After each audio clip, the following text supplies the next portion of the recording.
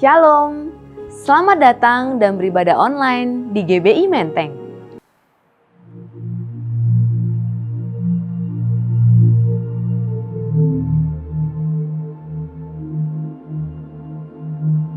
Mari bersama-sama kita bersatu di dalam doa. Bapa, kami bersyukur buat pagi hari ini kalau kami boleh datang beribadah kepadamu Tuhan. Semua karena kasih karuniamu Tuhan. Kami bawa doa kami untuk hamba-hambamu, Gembala Sidang kami Pak Niko, beserta 4 wakil gembala, Gembala Rayon kami, Gembala kami di tempat ini, GBI Menteng dan wakil gembala dan semua keluarga besar mereka Tuhan. Kiranya perlindungan, penyertaan-Mu turun atas setiap keluarga mereka Tuhan. Terima kasih Bapa. Kami bawa umat-Mu ke dalam tangan-Mu Tuhan, dimanapun berada hari-hari ini. Mohonkan perlindungan, kekuatan turun atas setiap keluarga yang ada Tuhan. Berkati pekerjaan, usaha, sekolah, apapun yang kerjakan umat-Mu berhasil dan beruntung. Yang terikat Kau lepaskan, yang sakit Kau sembuhkan. Yang letih lesu beban berat Kau beri kelegaan Tuhan di dalam nama Tuhan Yesus.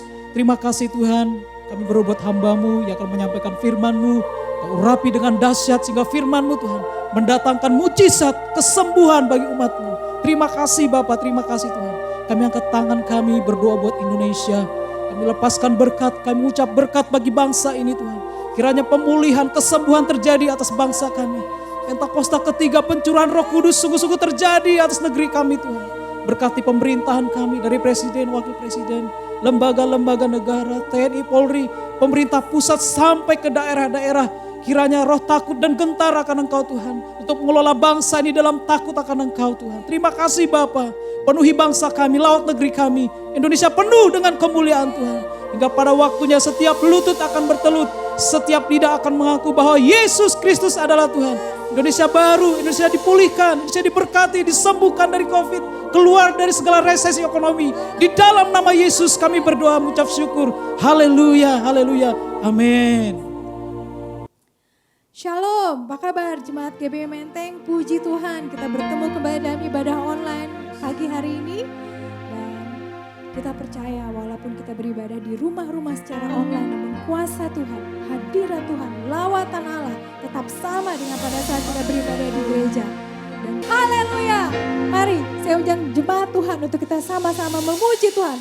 Beri yang terbaik buat Tuhan.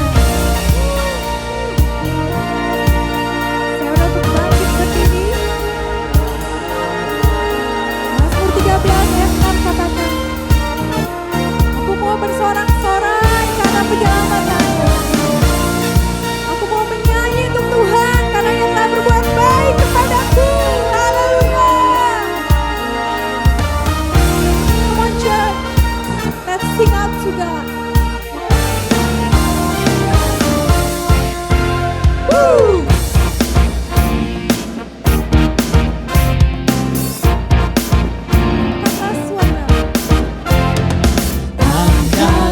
Suaramu, puji dan serukan nama Yesus, tanggalkan bebanmu, kau perbuatanku, sebab Dia sanggup.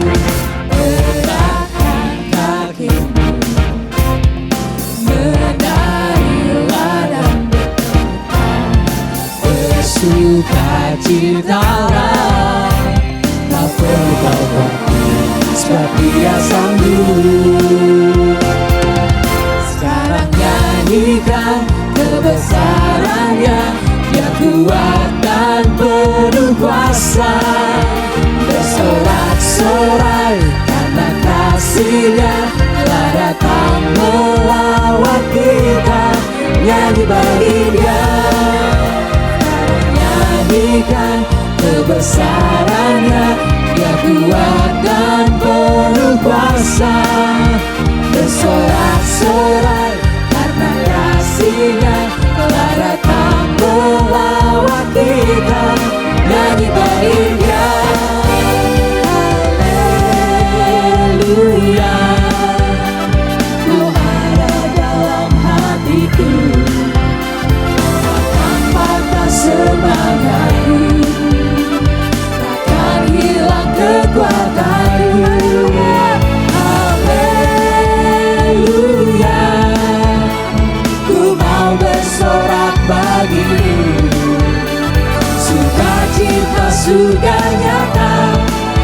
penuhiku.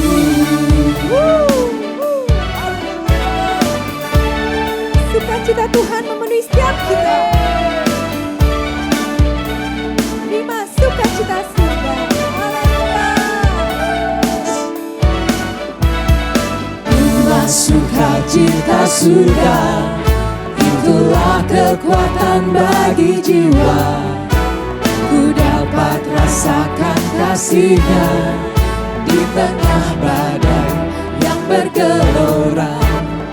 Terima sukacita surga, itulah kekuatan bagi jiwa. Ku dapat saksikan kuasa-Nya, taklukkan badai yang bergelora. Haleluya,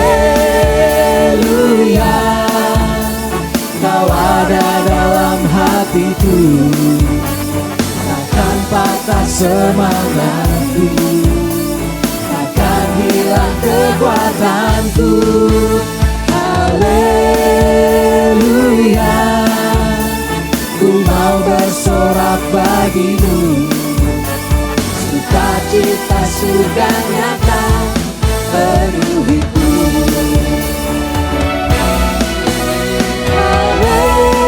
Haleluya, Kau ada dalam hatiku, takkan patah semangatku, takkan hilang kekuatanku.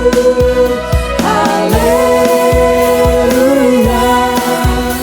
ku mau bersorak bagimu, sukacita surga nyata penuhiku. Sukacita surga nyata penuhiku. Sukacita surga nyata penuhiku.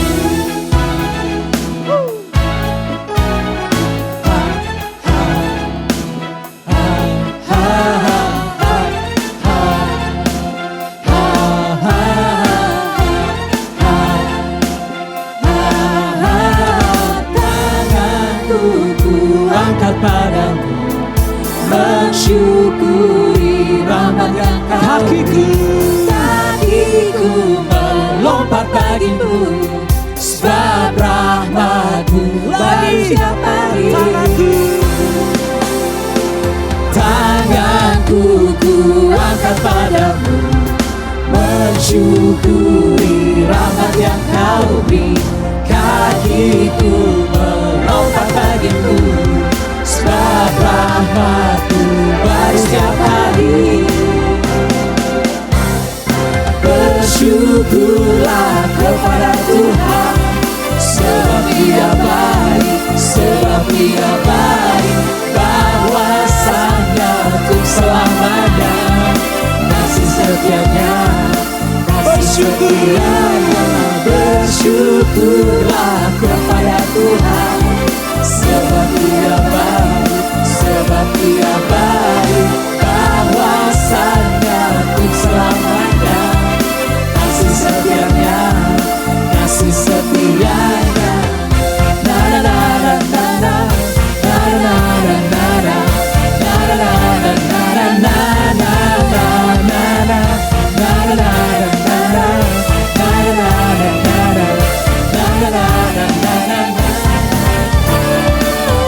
Bersyukurlah kepada Tuhan, sebab Dia baik, sebab Dia baik.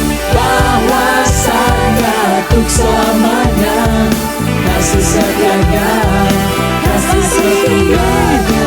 Bersyukurlah kepada Tuhan, sebab Dia baik, sebab Dia baik. Bahwasanya untuk selamanya kasih setia-Nya, kasih setia-Nya. Na na na na na, na na na na na, na na na na na na.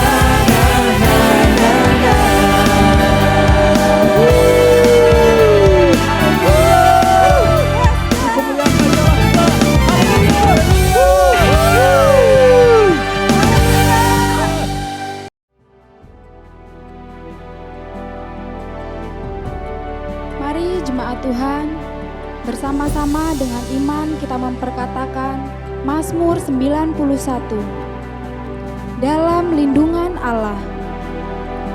Aku yang duduk dalam lindungan yang maha tinggi dan bermalam dalam naungan yang maha kuasa, akan berkata kepada Tuhan, tempat perlindunganku dan kubu pertahananku, Allahku yang kupercayai. Sungguh, Engkaulah yang akan melepaskan aku dari jerat penangkap burung, dari penyakit sampar yang busuk. Dengan kepakmu, Engkau akan menudungi aku, di bawah sayapmu, aku akan berlindung. Kesetiaanmu ialah perisai dan pagar tembok.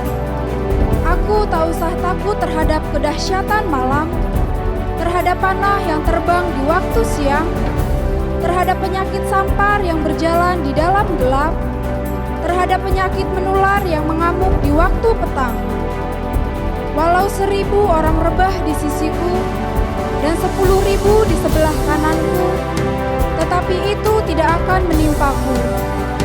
Aku hanya menontonnya dengan mataku sendiri dan melihat pembalasan terhadap orang-orang fasik. Sebab Tuhan ialah tempat perlindunganku, yang maha tinggi telah kubuat tempat perteduhanku. Malapetaka tidak akan menimpaku, dan tulah tidak akan mendekat kepada kemahku. Sebab malaikat-malaikatmu akan diperintahkanmu kepadaku untuk menjagaku di segala jalanku. Mereka akan menatangku di atas tangan mereka, supaya kakiku jangan terantuk kepada batu. Singa dan ular tedung akan kulangkahi, aku akan menginjak anak singa dan ular naga. Sungguh, hatiku melekat kepadamu, maka engkau akan meluputkanku, engkau akan membentengiku, sebab aku mengenal namamu. Bila aku berseru kepadamu, engkau akan menjawab, engkau akan menyertaiku dalam kesesakan, engkau akan meluputkanku dan memuliakanku. Dengan panjang umur akan kau kenyangkan aku, dan akan kau perlihatkan keselamatan daripadamu. Amin.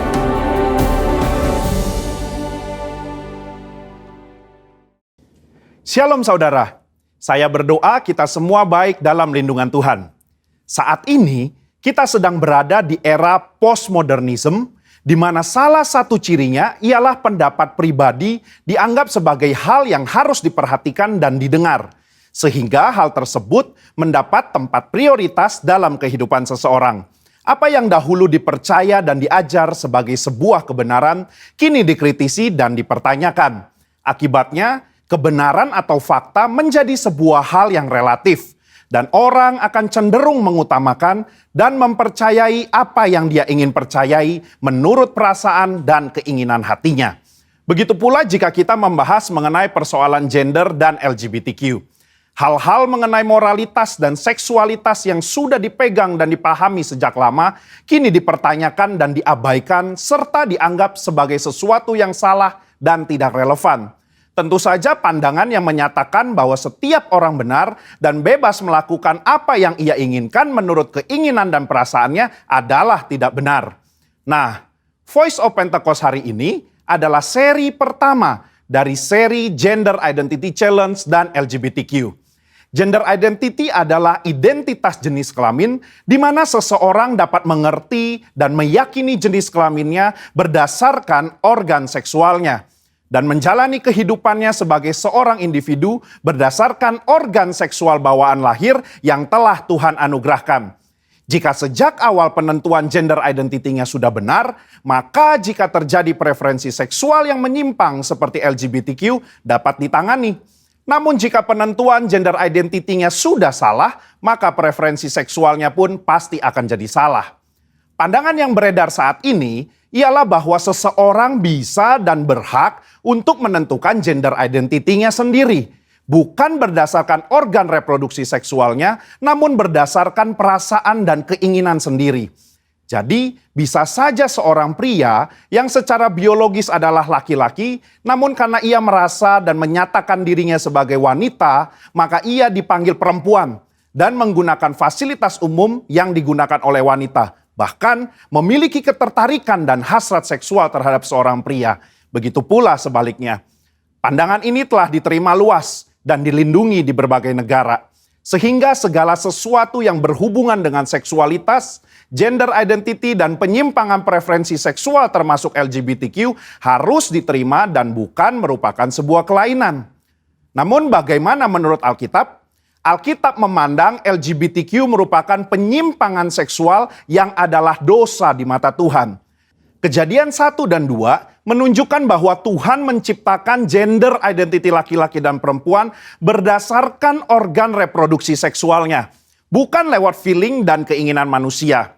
Kata laki-laki dan perempuan di Kejadian 1 ayat 26 sampai 28 merujuk kepada organ seksual yang mereka miliki secara biologis. Penciptaan dan penentuan ini adalah karya Allah yang luar biasa, sebab Ia ingin manusia dapat menghasilkan keturunan lewat organ reproduksi laki-laki dan perempuan. Jadi, jika seorang pria yang secara biologis adalah laki-laki, maka Tuhan ingin agar ia dapat menggunakan organ reproduksi seksualnya untuk menghasilkan keturunan lewat organ reproduksi wanita, itu pun hanya dalam pernikahan. Nah, masalah mulai timbul ketika manusia jatuh dalam dosa. Dosa membuat manusia membawa pikiran, keinginan, dan tindakannya yang terbelenggu oleh dosa, sehingga terjadilah gender identity challenge dan penyimpangan seksual. Orang yang menyimpang ketertarikan dan hasrat seksualnya tidak akan dapat beranak cucu karena kesamaan organ reproduksi mereka. Padahal Allah tidak pernah salah dalam menciptakan manusia. Allah tidak menjadikan manusia mengalami krisis identitas seksual ataupun ketertarikan dan hasrat seksual yang menyimpang. Sebuah penelitian menunjukkan bahwa krisis gender identity dan preferensi seksual justru dipengaruhi oleh 4 faktor. Yang pertama biologi, 2 pengalaman masa kecil, 3 pengaruh lingkungan atau pergaulan, 4 pengalaman saat dewasa. Keempat faktor ini juga bisa kita lihat dalam peristiwa Nuh dan anaknya Ham. Ham melihat aurat ayahnya, entah dia mengejek atau nafsu, perbuatan itu salah secara moral di mata Tuhan. Akibatnya, Nuh mengutuk Ham dan keturunannya. Hal ini menunjukkan adanya keberlanjutan penyimpangan dari Ham kepada keturunannya yaitu Kanaan. Selanjutnya kita melihat bahwa Kanaan dan orang-orang yang mendiami tanah Kanaan memiliki penyimpangan seksual juga. Apa yang terjadi di Sodom dan Gomora di tanah Kanaan dalam Kejadian 19 menunjukkan penyimpangan seksual yang parah dan bahkan sudah mempengaruhi Lot dan kedua anak perempuannya. Lot menganggap hal wajar untuk memberikan kedua anak perempuannya untuk dipergunakan secara seksual oleh kerumunan massa. Dan kelak di dalam pelarian mereka, kedua anak perempuannya pun menganggap normal untuk memiliki anak dari ayah mereka sendiri. Yang akhirnya menghasilkan bangsa Moab dan Amon yang juga akan dihukum Tuhan karena kejahatan yang bangsa ini lakukan. Kesimpulannya, gender identity merupakan hal yang penting dalam diri seseorang. Di mana gender identity tidak ditentukan lewat perasaan dan keinginan hati, melainkan lewat organ reproduksi seksual yang telah Tuhan berikan saat seseorang dilahirkan. Tidak ada orang yang lahir dengan keadaan atau hasrat seksual menyimpang seperti LGBTQ. Seolah-olah Tuhan telah membuatnya demikian. Tuhan tidak pernah salah di dalam menciptakan manusia. Justru dosalah yang membuat manusia membawa pikiran, keinginan, dan tindakannya pada keputusan yang salah. Maka dari itu, diperlukan kemampuan dan keputusan yang tegas dalam memahami dan meyakini gender identity seseorang sedari awal kehidupannya. Sehingga di kemudian hari, ia tidak masuk dalam penyimpangan seksual seperti LGBTQ. Saudara, untuk penjelasan lengkapnya dari tim teologi kami, silakan klik link yang ada di atas atau scan QR Code yang tersedia. Salam integritas, Tuhan Yesus memberkati. Kami hendak bersyukur kepadamu ya Tuhan.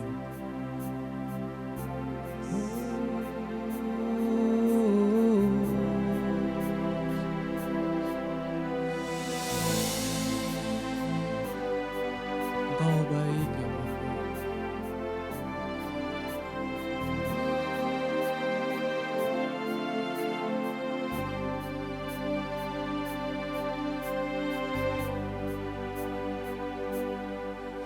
Aku hendak bersyukur pada Tuhan karena keadilan-Nya,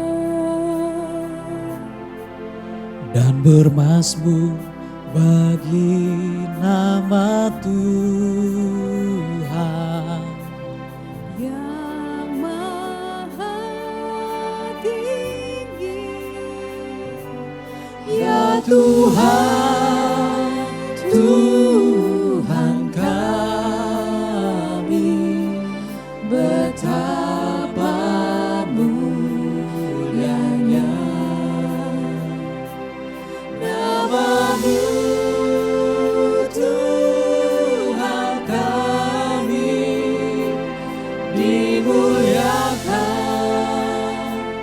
atas seluruh bumi.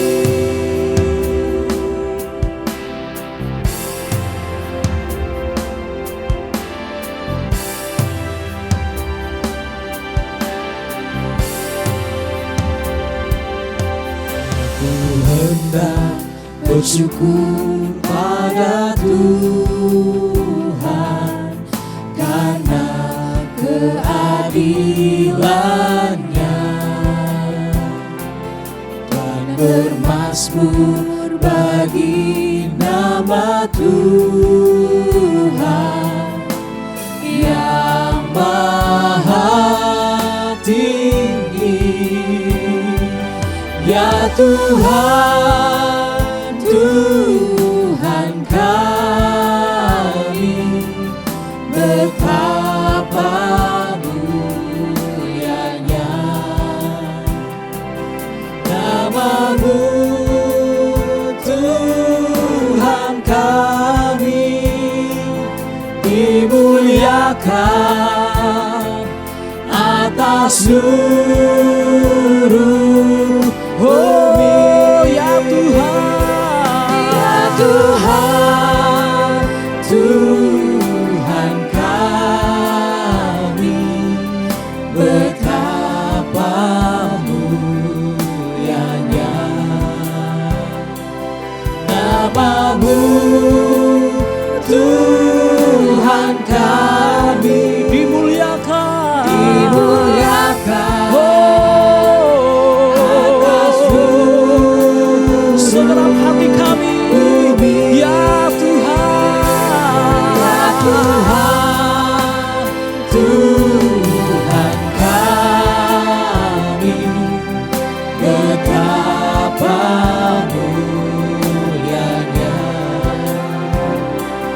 nama-Mu, Tuhan kami, dimuliakan atas seluruh. Lagi katakan, ya Tuhan,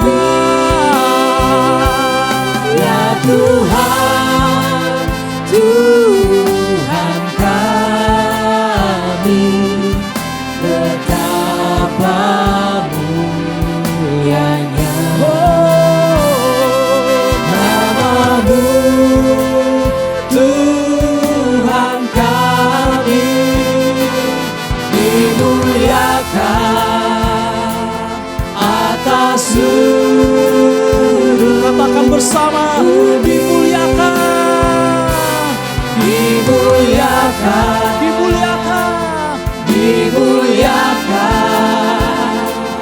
dimuliakan atas seluruh bumi.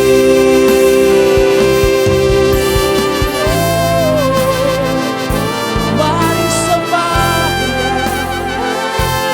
haleluya, haleluya.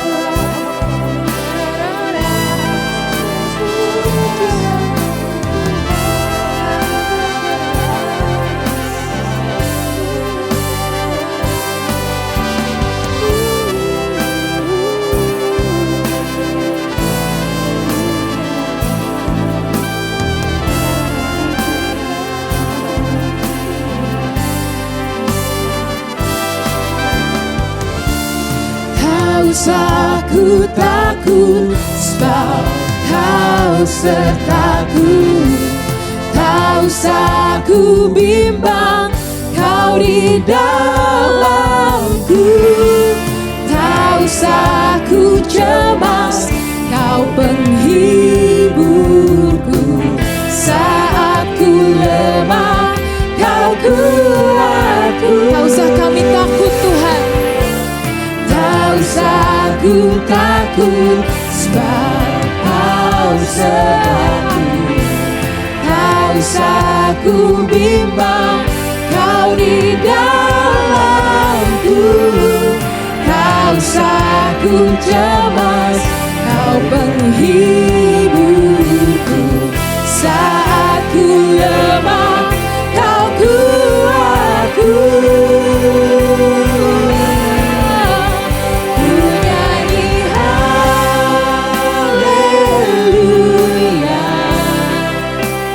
ku nyanyi haleluya. Sungguh Kau hebat, ajaib perkasa, perbuatan. Kami nyanyi haleluya. Ku nyanyi haleluya,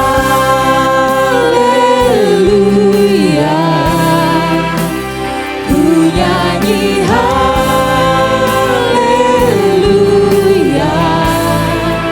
Sungguh Kau hebat, ajaib perkasa, perbuatanmu.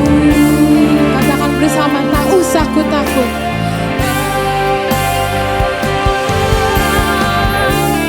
Tak usah ku takut, sebab Kau sertaku. Tak usah ku bimbang, Kau di dalamku. Tak usah ku cemas, Kau menghiburku. Saat ku lemah, Tak usah kami takut Tuhan. Katakan bersama, tak usah ku takut, sebab Kau sertaku.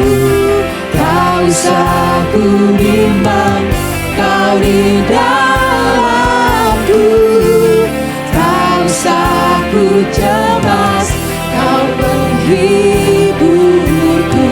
Saat ku lemah, Kau kuatku.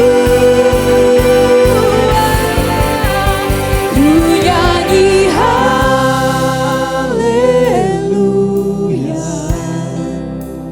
ku nyanyi haleluya.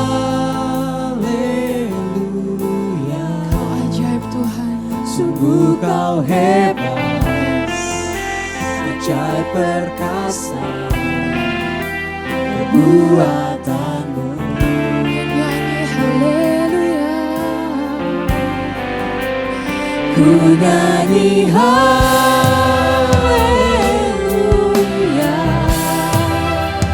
ku nyanyi haleluya. Sungguh Kau hebat, ajaib perkasa, perbuatanmu. Katakan bersama, ku nyanyi haleluya. Ku nyanyi haleluya, ku nyanyi haleluya. Sungguh Kau hebat, ajaib perkasa, perbuatanmu.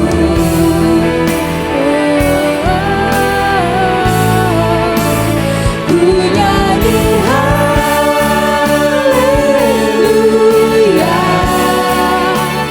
ku nyanyi haleluya. Sungguh Kau hebat, ajaib perkasa, perbuatanmu.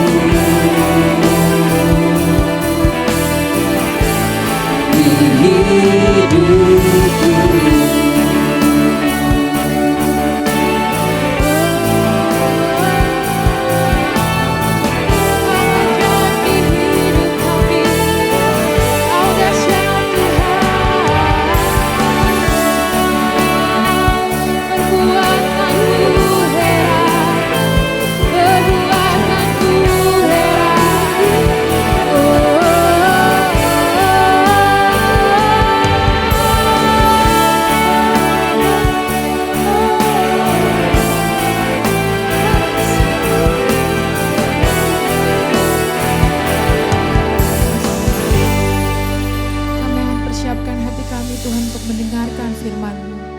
Biar setiap kata-kata yang terlontar Tuhan Yesus menjadi rema buat kami.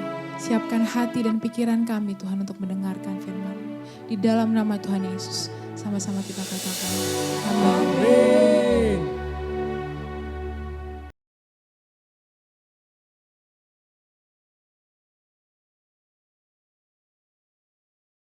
Shalom saudara yang dikasihi Tuhan, khususnya saudara jemaat dari GBI Menteng yang saya kasihi dan saya hormati. Pagi ini saya mau berterima kasih kepada gembala saudara yang memberikan kesempatan saya untuk melayani. Terima kasih Pak Pendeta Binsar Sitorus dan Ibu Julita Manik yang menggembalakan saudara, dan hari ini saya diberi kesempatan untuk saya melayani firman Tuhan, dan saya berdoa supaya saudara diberkati. Mari kita berdoa bersama-sama. Bapa kami bersyukur, kami berterima kasih karena Tuhan memberi kesempatan kepada kami sekali lagi untuk kami boleh beribadah, untuk kami boleh mendengarkan firman-Mu. Bersabdalah Tuhan, berbicaralah Tuhan. Kami siap untuk mendengarkan Kau. Di dalam nama Yesus, Engkau mengurapi semua kami. Haleluya, amin. Baik, saudara, di tahun ini kita menerima bersama pesan dari gembala kita bahwa di tahun 2021 adalah tahun integritas, the year of integrity. Nah, saya akan menyampaikan bagian ini untuk saudara pada hari ini adalah, ini saya beri judul ini, The Secret of God's Word, atau rahasia dari firman. Kenapa Bapak memilih judul ini? Karena begini, orang yang memiliki integritas adalah orang yang menyelaraskan hidupnya sesuai dengan firman Tuhan. Jadi kalau orang itu simpel saja, orang yang memiliki integritas itu orang yang menyelaraskan hidupnya sesuai dengan firman, sehingga hatinya, pemikirannya, perkataannya, dan perbuatannya menjadi sama atau selaras dengan firman. Orang yang hidupnya menyelaraskan sesuai dengan firman, orang itu tidak akan goyah selama-lamanya. Karena firman Tuhan adalah hukum sorga yang jauh lebih tinggi daripada hukum dunia ini. Jadi di tengah-tengah pandemi banyak goncangan terjadi. Kalau Anda tidak mau ikut goyah, tidak mau ikut goncangan, saudara mesti selaraskan hidupmu dengan hukum sorga, yakni firman Tuhan yang jauh lebih berkuasa, jauh lebih tinggi daripada hukum yang ada di dalam dunia ini. Ini statement saya. We must believe the law of heaven beyond what we know and seen on earth. Kita harus percaya akan hukum-hukum yang berasal dari surga karena jauh lebih tinggi, jauh lebih besar daripada apa yang kita lihat di dalam dunia ini. Because the power of the laws of heaven is beyond the power of the law of the world. Karena kuasa daripada hukum sorga itu jauh melebihi daripada kuasa, kemampuan daripada hukum-hukum yang ada di dalam dunia ini. Jadi orang yang menghidupi firman akan hidup secara supranatural. Karena dia tidak menghidupi pola cara hukum dunia, tetapi dia menghidupi pola sorga. Itu sebabnya dia akan mengalami sorga di bumi. Jadi orang yang menghidupi firman akan hidup secara supranatural di bumi. Atau dengan kata lain dia mengalami sorga di bumi. Nah, saya ingin bersama-sama membaca satu ayat dari Ibrani pasal 4 ayat yang ke-12.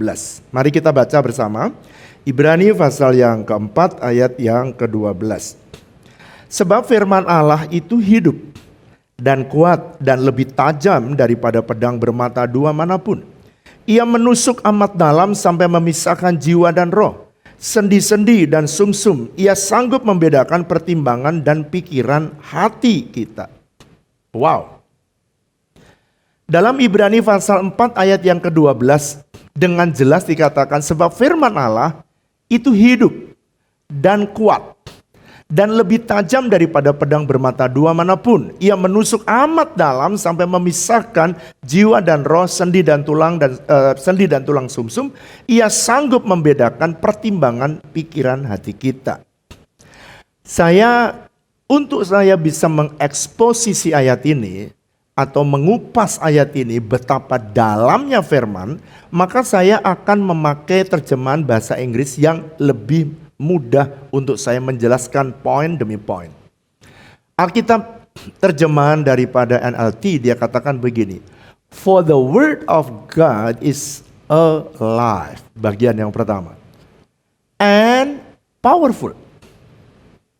It is sharper than a sharpest two-edged sword, cutting between soul and spirit, between joint and marrow.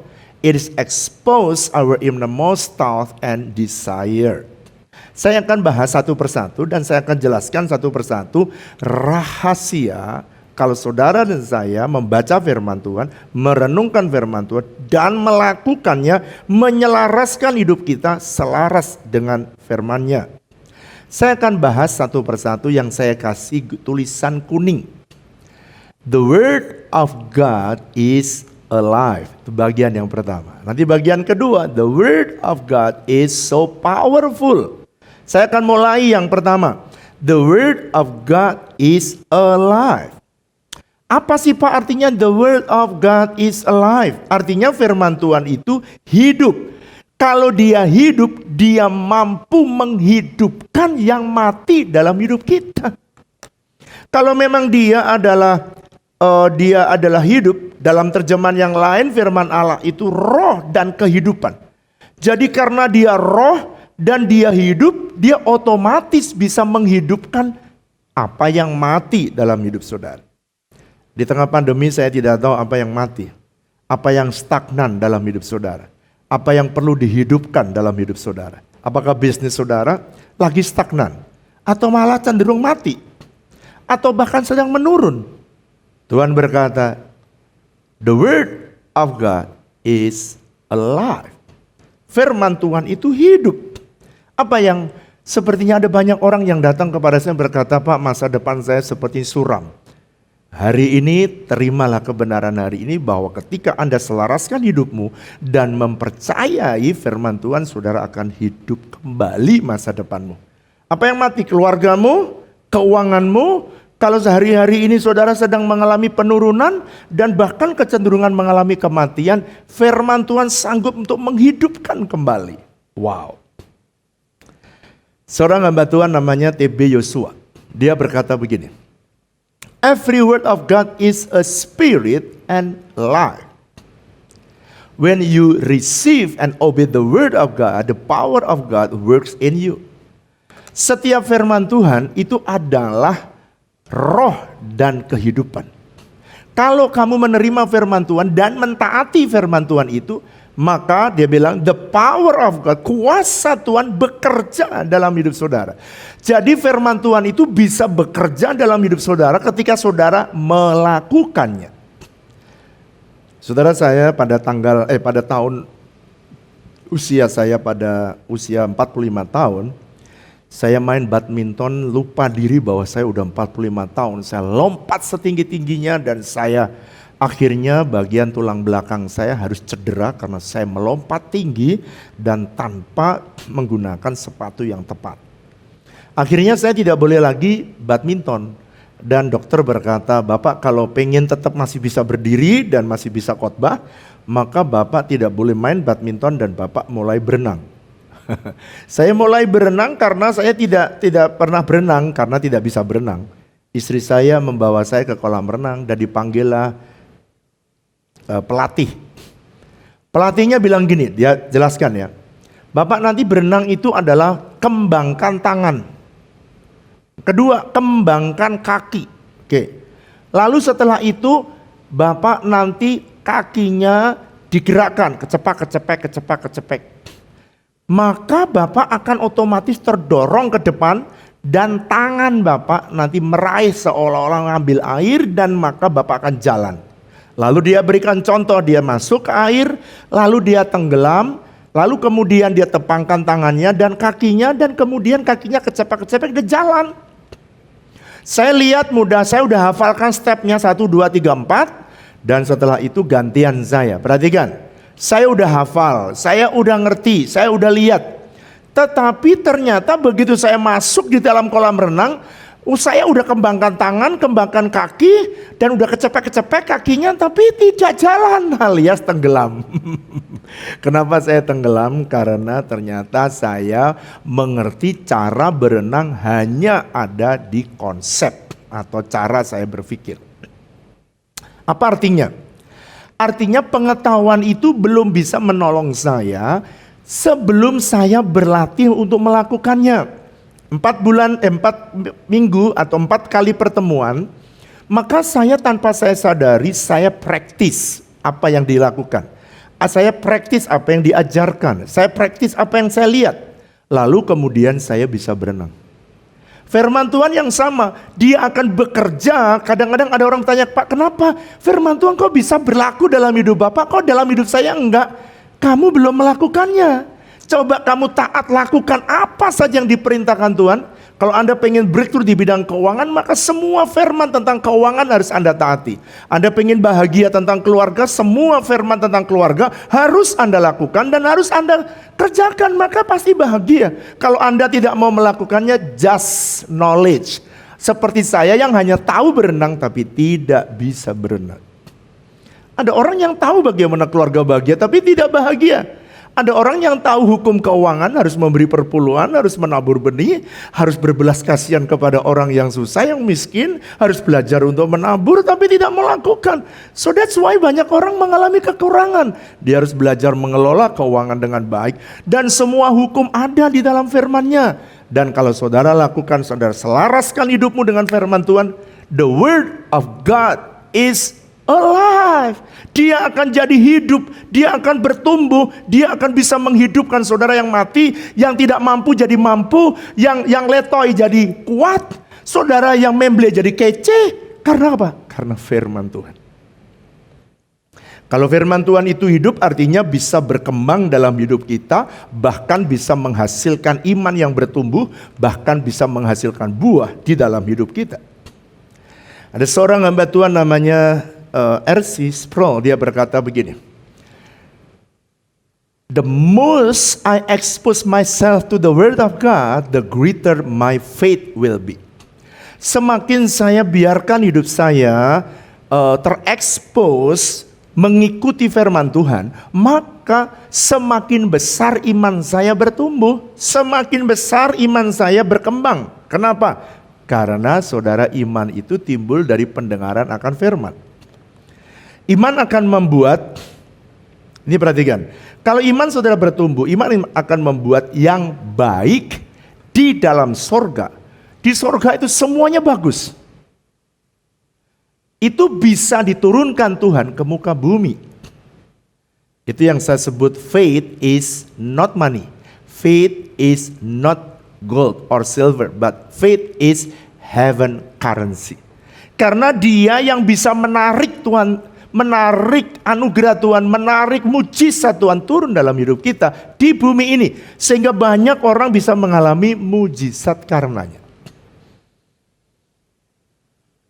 Saya mendengar sebuah kesaksian ketika saya berkunjung. Aduh, banyak orang di PHK ketika pandemi datang. Tetapi yang heran, Setiap kali berkunjung saya tidak disodori dengan cerita yang hanya kegagalan mereka. Tapi saya bangga sekali karena setiap firman yang saya lepaskan dari setiap kali saya berbicara dan mereka terapkan. Jadi mereka cuma bukan dengar cerita dari saya berjalan bersama dengan Tuhan, tapi jemaat ini berjalan mengikuti firman. Ketika dia menghadapi persoalan, dia lakukan prinsip firman dan dia mengalami mujizat. Satu hari ada orang yang di PHK. Dia bekerja di pabrik sepatu selama 15 tahun. Lalu kemudian dia cerita, dia menangis. Suami sekalipun pria bisa saja dia menangis. Setelah dia menangis, istrinya mulai menenangkan. Bukan Pak Gembala ngajarin kita. Setiap kali kita mengalami kesulitan, kita datang kepada Tuhan. Suaminya bilang, apa yang harus kulakukan? Karena aku sudah jobless, tidak punya kerjaan. Tapi ingat loh Pak, Gembala kita mengajarkan kepada kita bahwa kamu menggunakan karunia, talenta, skill yang Tuhan berikan dalam hidup, potensi yang ada dalam hidup kita. Kenapa kita tidak pakai Pak? Kata istrinya. Itu makanya saudara kalau punya istri yang takut akan Tuhan, waktu suaminya jatuh dia tidak omelin. Dia tidak udah jatuh ketimpa tangga. No, dia encourage suaminya.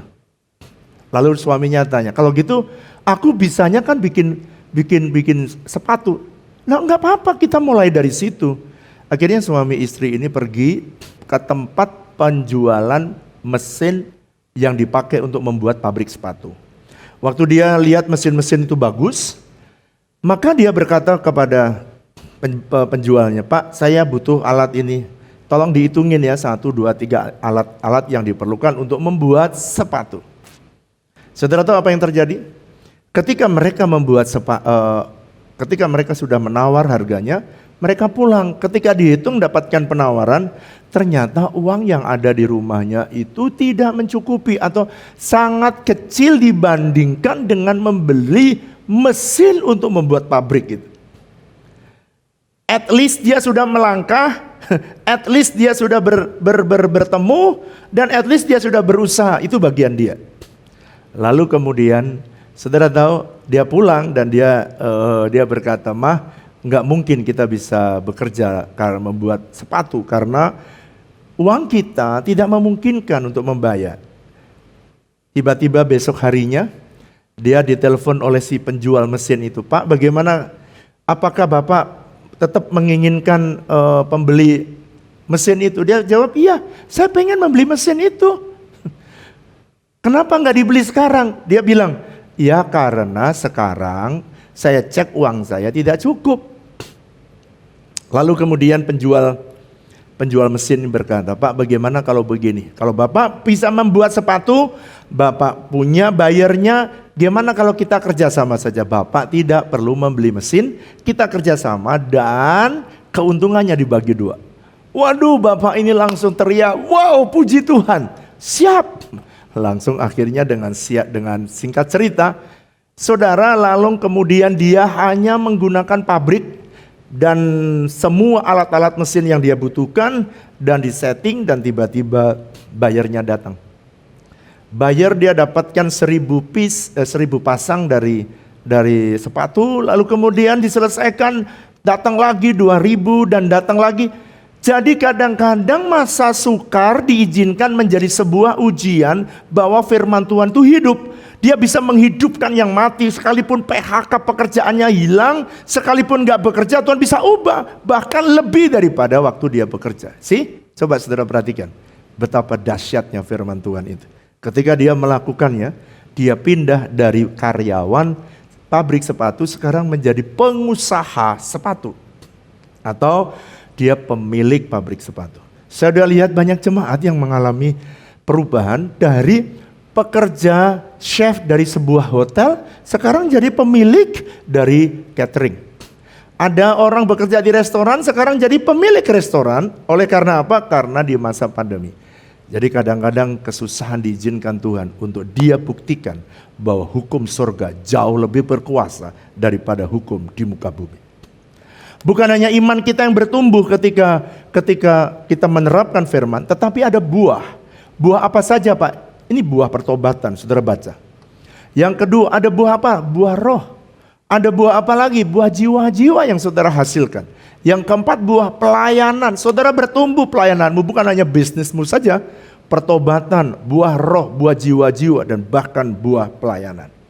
Sehingga orang-orang lain di sekitar saudara akan melihat saudara, bahkan dia bisa menikmati buah dari karunia, talenta, potensi yang Tuhan taruh dan Tuhan berikan dalam hidup saudara.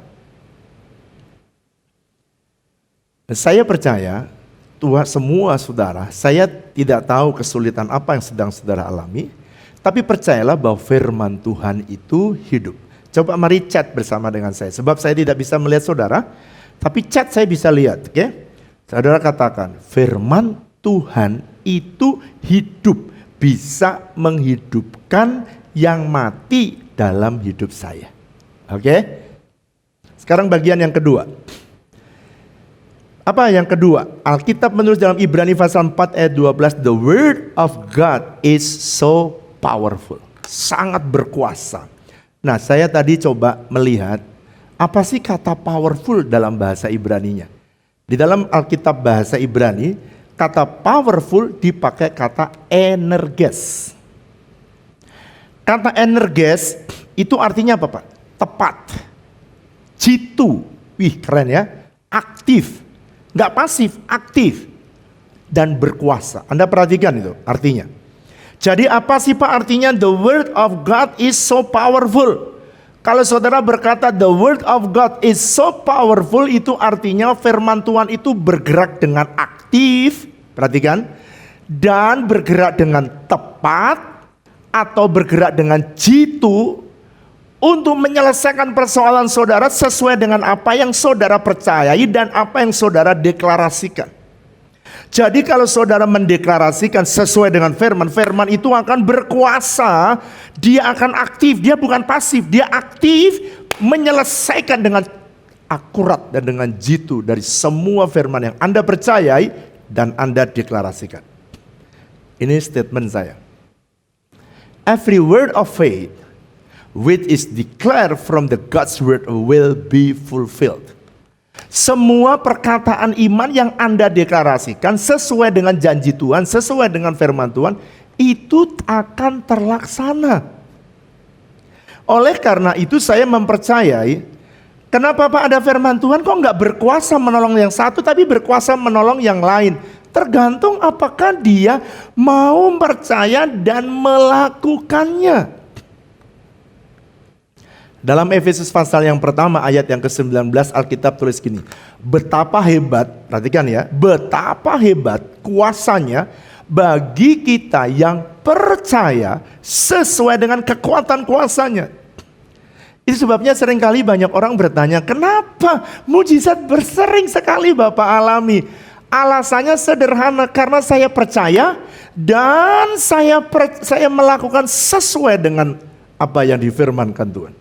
Kalau saudara lakukan juga, saudara akan menikmati kehebatan kuasanya bagi setiap orang yang percaya sesuai dengan kekuatan kuasanya.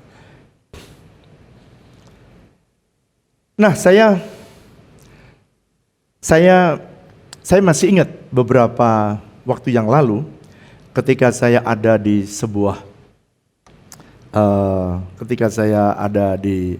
memulailah di sebuah gedung, saya memulai pelayanan gereja kita di GBI WTC Serpong. Dulu kita memakai mall untuk kita kebaktian. Lalu tiba-tiba saya itu menerima pesan dari Tuhan dalam Keluaran pasal yang ke-26. Ayat yang pertama sampai dengan ayat yang ke-11. Waktu saya membaca ayat itu ceritanya tentang Musa membangun bait Allah. Tapi pada waktu itu firman itu mulai muncul dan berkata kepada saya, bangun seperti ini. 5-5, atasnya 6-6. Saya itu menangkap bangun rumah Tuhan dengan 6 tangkap dan 6 tangkap. Maka saya menyimpulkan bangun rumah Tuhan dari 6, kalau zaman dulu 6 dijahit. Ini 6 ruko dengan 6 ruko jadi 12 ruko. Saudara, umur gereja kita baru 1 tahun.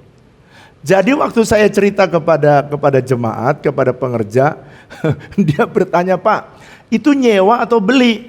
Saya jawab gini, beli. Lalu kemudian, Pak, kita satu aja belum punya, Pak. Satu aja belum punya. Kita itu masih nyewa. Terus saya bilang gini, ya kita hanya mengikuti apa yang disuruh Tuhan. Saudara tahu apa yang terjadi? Ketika saya mau pulang, biasa toh pendeta kan kalau gembala kan jabat tangan, ya toh, jabat tangan begitu ya. Lalu ada jemaat si ibu-ibu datang kepada saya sambil jabat tangan, dia tanya gini, Pak Pendeta, itu Bapak disuruh beli ruko atau nyewa ruko? Saya bilang, Tuhan sih suruhnya beli. Dia tanya gini, itu pakai uang jemaat atau dari mana Pak uangnya untuk bayar, untuk beli itu? Saya bilang enggak, buat bangunannya nanti kita beli uang dari Tuhan. Oh ya udah Pak, nggak apa-apa kalau uang dari Tuhan. Terus dia ngacir pulang, saudara. Karena dia bilang impossible. Tapi Efesus 1 ayat 19 berkata begini, betapa hebat kuasanya bagi kita yang percaya sesuai dengan kekuatan kuasanya. Singkat cerita, saya suruh bagian pembangunan untuk mereka nyari ruko. Dan setelah mereka nyari ruko yang belum dibangun tentunya, saya suruh mereka pergi dan minta supaya mereka mereka beli. Minta sama BSD kita mau beli 12 ruko. Wah saudara, saya ditolak, anak saya yang datang ditolak 5 kali. Terus kemudian dia mundur karena kita disuruh bayar DP-nya harus dibayar 3 bulan. Mereka minta 12 bulan karena saya yang nyuruh. Lalu kemudian dia pulang dan singkat cerita dia bilang gini, Pak, saya udah 5 kali Pak, malu Pak kalau Bapak suruh lagi. Terus saya datang kepada Tuhan, Tuhan udah 5 kali ya mereka gagal ya. Jadi bukan saya yang tidak mau, saya udah suruh tapi mereka gagal. Dan mereka menolak untuk kita membeli ruko. Saudara, di tengah sembahyang saya tiba-tiba Tuhan bicara, baru 5 kali sudah menyerah. Elia 7 kali baru ada awan sekepal tangan. Wah, saya kemudian malu dan saya bangkit. Saya bilang kepada anak-anak saya yang tadi ketua pembangunan, kamu pergi kata Tuhan 7 kali, kurang 2 kali lagi. Tapi dia nggak mau. Saudara tahu, dia nggak mau saudara. Akhirnya dia berkata gini, kecuali kalau Bapak ikut. Jadi malunya ditanggung sama Bapak. Oke. Lalu saya datang saudara. Ketika saya datang saya masih ingat. Ini Bapak udah ditolak 5 kali masih datang juga. Saya kan gak bisa berkata, Tuhan berbicara kepada saya, kan gak bisa begitu. Saya langsung bilang gini, Pak, tolonglah jangan putuskan. Saya bilang, Bapak naik ke atasan Bapak, ownernya. Karena saya kenal ownernya. Jadi saya minta supaya Bapak bicara sama ownernya. Dan Bapak tolonglah bicara kepada dia. Kalau dia gak boleh, ya gak apa-apa, kita gak akan datang lagi. Saudara, lalu kemudian direktur marketingnya ini ya, dia tahan sehari. Dia cerita sama saya, malam itu dia nggak bisa tidur. Malam kedua dia nggak bisa tidur. Malam ketiga dia nggak bisa tidur. Dan setiap malam mimpi wajah saya datang. Lalu dia berkata gini, ini orang kalau saya tidak pergi ke tempat bos saya, ini orang datang terus tiap malam, saya bisa bahaya, ini nggak bisa tidur ini. Akhirnya dia bicara kepada bosnya. Dan bosnya tanya kepada dia. Pada waktu saya datang yang ke-6 itu, dia bertanya kepada saya ini, perkataan ini, Pak, Bapak ini sebenarnya serius mau beli 12 ruko nggak? Saya jawab iya. Lalu dia berkata kepada saya, kalau Bapak serius, Bapak sebenarnya punya uangnya apa enggak? Kok datang berulang-ulang kali minta DP-nya diperpanjang 12 kali? Lalu kemudian singkat cerita, saya mau bohong. Enggak boleh anak Tuhan, ini tahun integritas. Ya kan?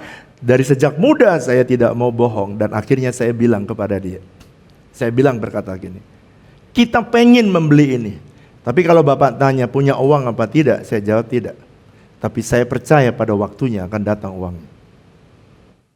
Saudara, lalu kemudian dia tanya sama bosnya, bos, ini bos ada orang ngotot udah 6 kali saya tolak, tapi dia bilang supaya saya bilang sama bos. Lalu bosnya berkata begini, kalau orang itu, karena masih sepi lingkungannya, kalau orang itu dipakai sendiri, kamu kasih. Tapi kalau dia investor, jangan. Lalu kemudian marketing directornya bilang gini, bos menurut saya dia nggak mungkin investor. Kenapa? Saya udah tanya bos, saya udah tolak. Minta 12 kali, padahal kita punya policy 3 kali. Saya udah tolak. Dan saya udah tanya, kamu punya uang nggak? Enggak, jadi nggak mungkin dia investor. Lalu bosnya bilang, justru karena dia nggak investor, kasih dia. Waduh, saudara begitu dikasih, saya langsung seketika saya beritahu kepada anak-anak saya, karena dia langsung telepon saya, dan kita pertemuan yang ke-7, dan kemudian menandatangani cek itu.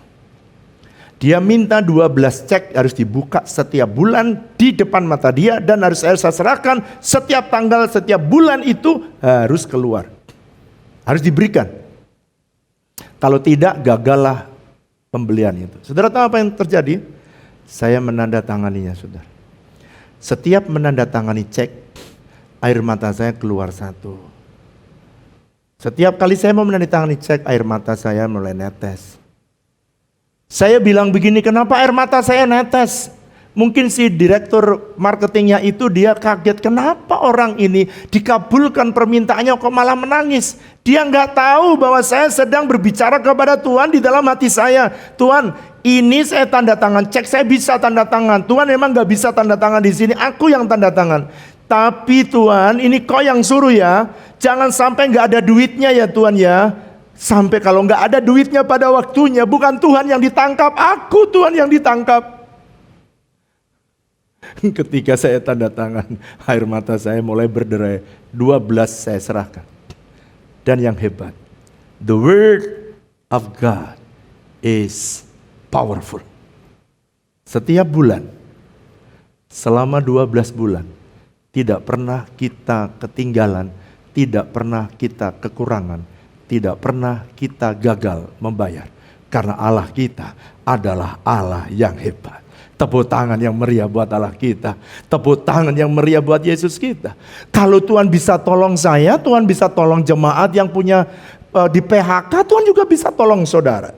Saya akan mengakhiri dengan firman Tuhan yang satu ini. Dalam 2 Timotius pasal 3 ayat 16, firman Tuhan itu berkuasa untuk mengajar, mendidik saudara, mengajar saudara. Yang kedua, kalau saudara salah, Tuhan akan menyatakan kesalahannya.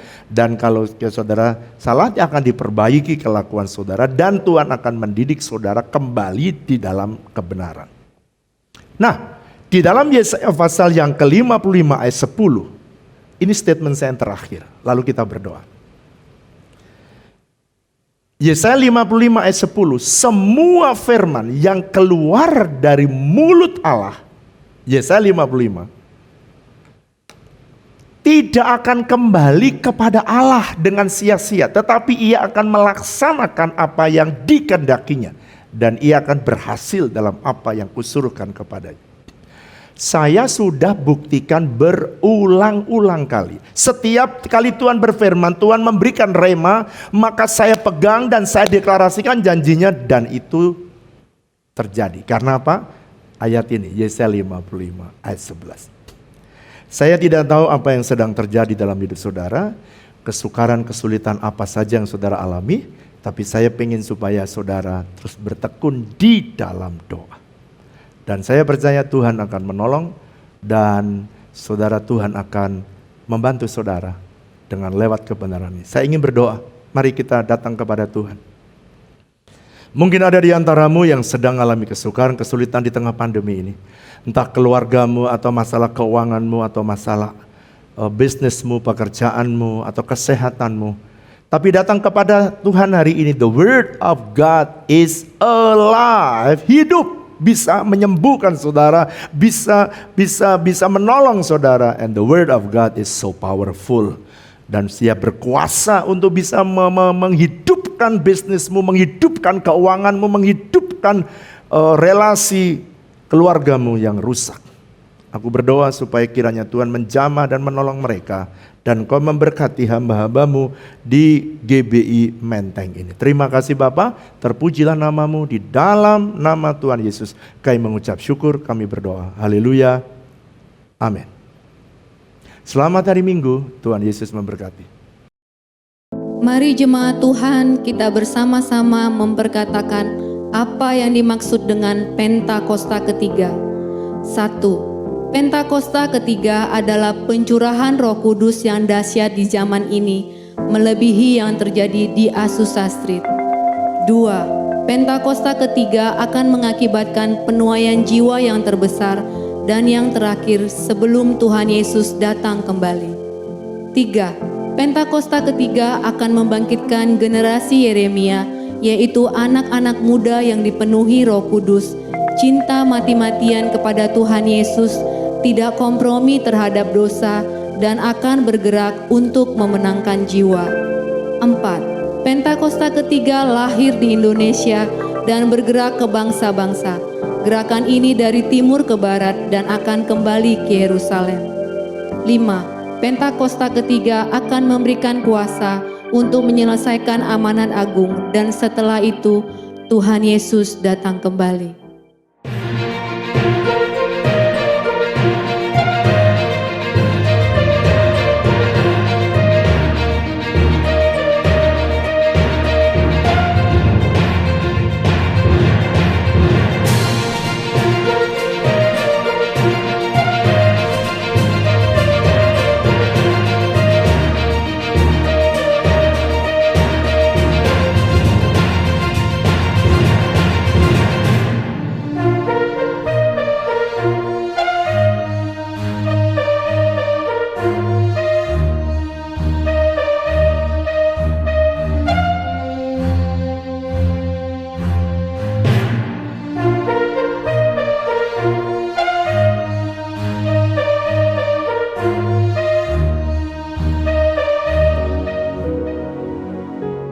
Kasih Tuhan, kita sangat beruntung disayangi Tuhan Yesus. Kita nggak ada yang berkekurangan, kita tidak ada yang susah.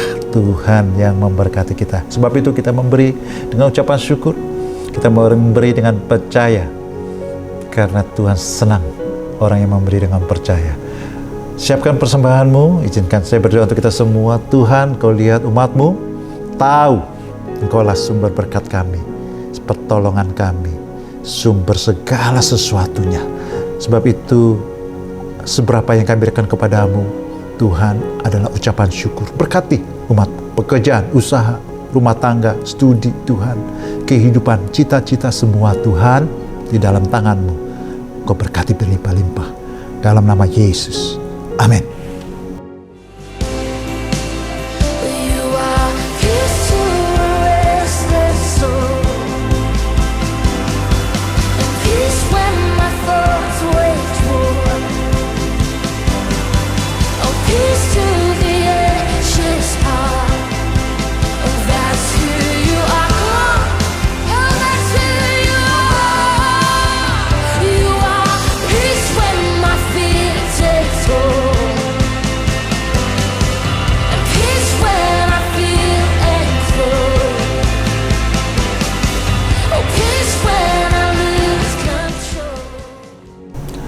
Mari kita siapkan hati, kekasih-kekasih Tuhan, sebelum pulang kita mau diberkati oleh Tuhan.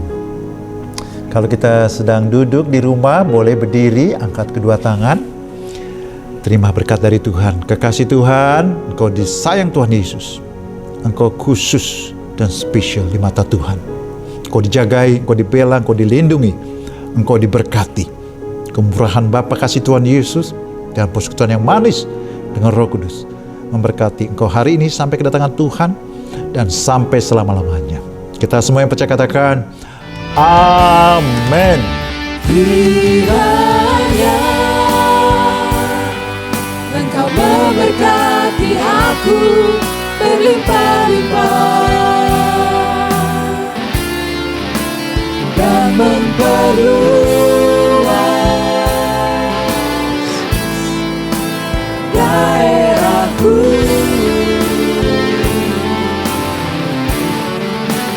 dan menyertai aku dan melindungi aku daripada malapetaka,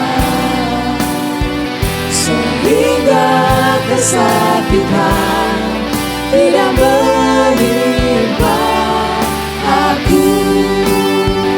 Dan Tuhan mendengarkan dan menjawab doa.